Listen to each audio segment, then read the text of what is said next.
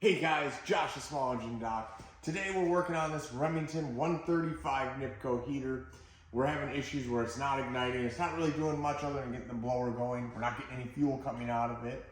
I'm pretty sure we know what's going on with it. Not sure if you do. There's a reason you're probably watching, but let's figure out what's going on, okay? So something you guys need to notice is that this gauge here is not getting any pressure when we go to start on it. That could be a few different things that are going on there. You could have your pressure set wrong. We have adjusted it in and out. It does not move, but I'll kind of let you guys see what's going on here.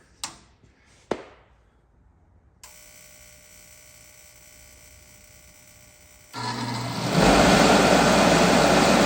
how that gauge isn't moving? That indicates that we're having a pressure problem.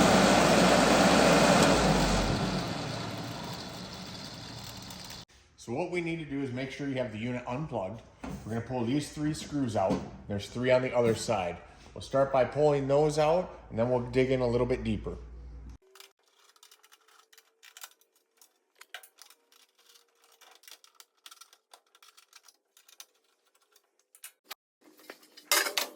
So what we need to do is we need to remove this air intake so we can get to the rotor, because that's where our pressure is driven from, is from the rotor. Luckily, we're going to start by removing this air gauge.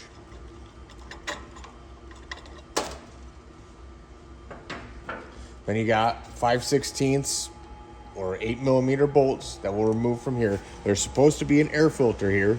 It was previously removed before it came in, so we'll remove those.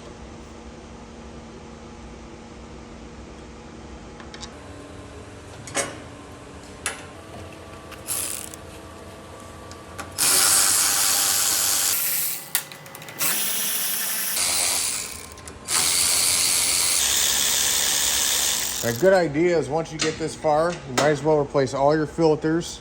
This one's missing a bunch of, or both the filters, looks like. So we'll replace those while we're in here. Then you got 6 more bolts, which are the same thing, 8mm, 5/16. Or if you want, you can use a Phillips on them.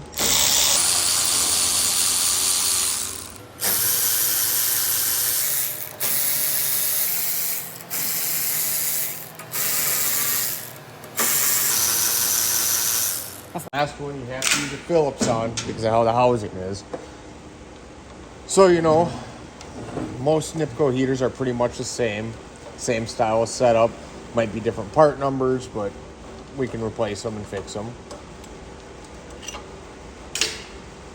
You see what the culprit is? There it is. Our rotor's all cracked apart. We have to replace it. We'll go see if we have one so we can replace it today and get this thing back out.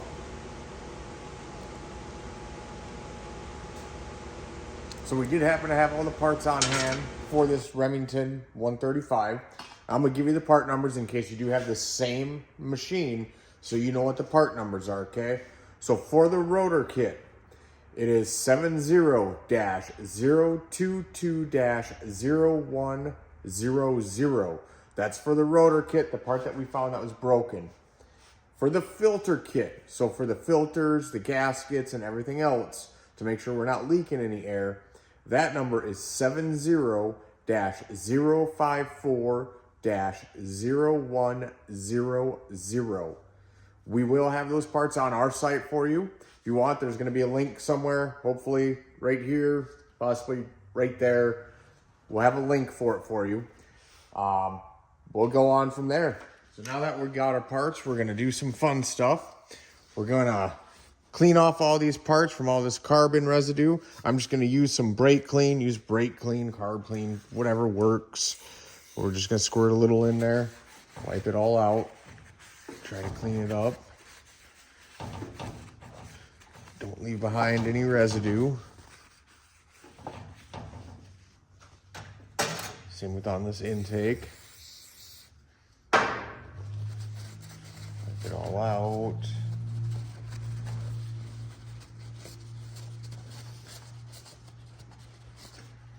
On the back side.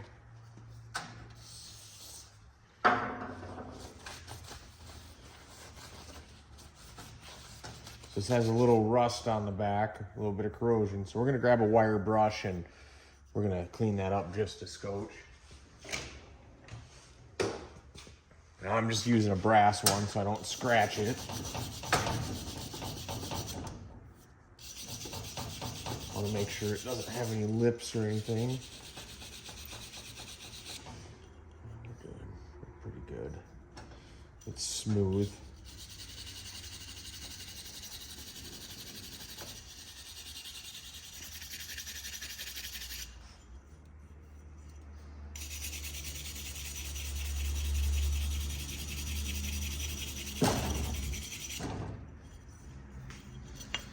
Get all that rust off of there.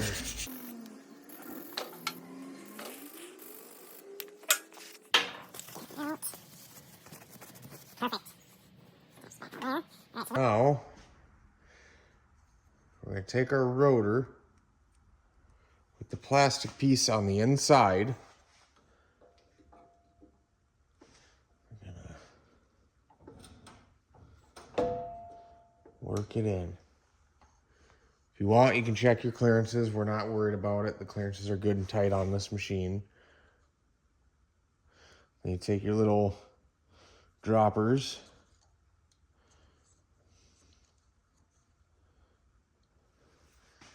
Put them in the long ways. There's a rounded edge and a flat edge. You want the rounded edge to be facing towards the metal. I don't know if you can see that. See how that one's rounded? And that one is flat. So we want this rounded edge down towards the metal all the way around.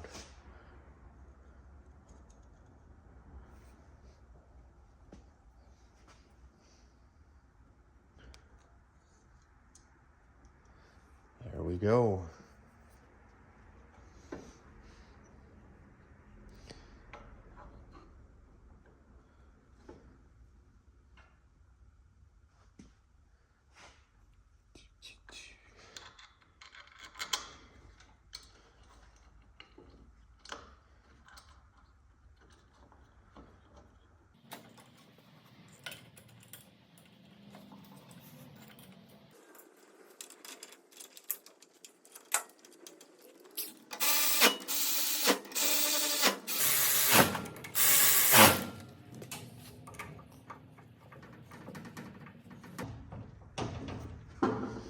Take our little black foam filter, put her in the square. And you have this rubber one. The rubber goes towards the metal, the foam is on the out. Okay, because you put it the other way, it doesn't fit. So it goes this way. What we'll do is actually take the old housing, stick it in there like so.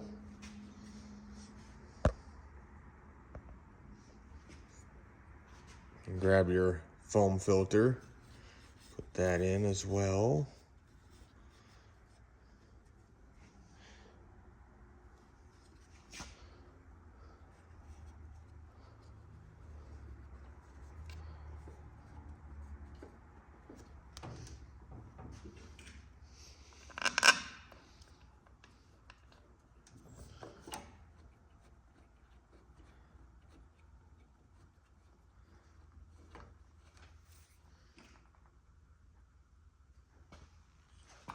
All right, so we got it back together.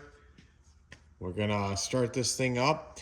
The pressure for the Remington 135 is 5 PSI, is what they would like it set at for the optimal running conditions. I put a blue mark here, as you can see, with a Sharpie, so we can see that's where the 5 is, so it doesn't matter what angle it's at, we just know that's the 5. We're gonna start it up. This screw here is what you use to set your pressure. If you go in, it brings your pressure up. To come out, brings your pressure down. We'll start up and let's get it set.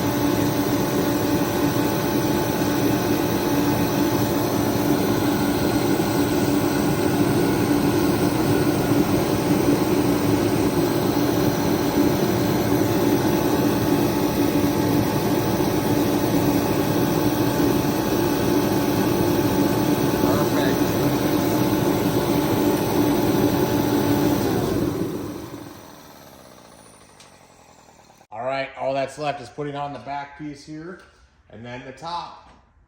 And it is ready to roll. Let's get it back together and give it one more test fire to make sure everything's good to go.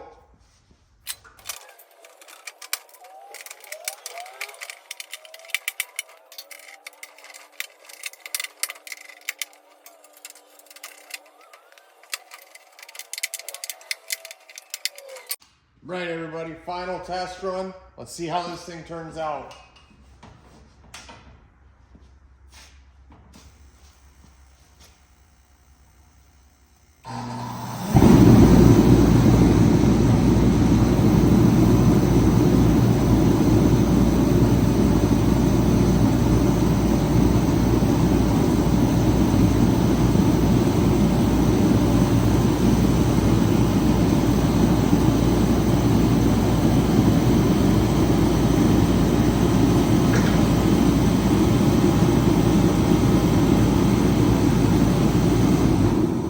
Now you know how to fix your Remington 135 or basically any other Nipco heater whenever you have a pressure-related problem. Thanks for watching. Like us on Facebook and on YouTube. And remember, as long as there's grass to mow and snow to blow, we'll be there.